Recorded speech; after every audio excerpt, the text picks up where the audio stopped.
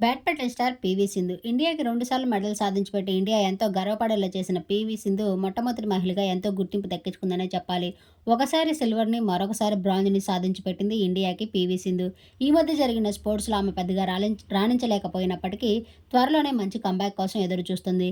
ఈలోపే పీవీ సింధు పెళ్లి పీటలెక్కేసింది. ఒక ఇంటి కోడలైపోయింది.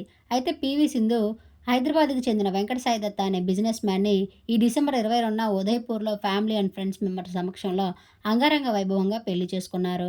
ఆమె పెళ్లికి సంబంధించిన ఫోటోస్‌ని సోషల్ మీడియాలో కొన్ని బయటకు వచ్చి వైరల్ అయినప్పటికీ, ఆమె మాత్రం ఇప్పటిదాకా ఫోటోస్‌ని షేర్ చేసుకోలేదు. అయితే మొట్టమొదటిసారిగా తన సోషల్ మీడియా వేదికగా ఈరోజు తన పెళ్లిలోని కొన్ని బ్యూటిఫుల్ మూమెంట్స్‌ని షేర్ చేసుకోగా, సెలబ్రిటీస్ సైతం ఆమె ఫోటోస్‌ని షేర్ చేస్తూ ఆమెకు విషెస్‌ని తెలియజేస్తున్నారు.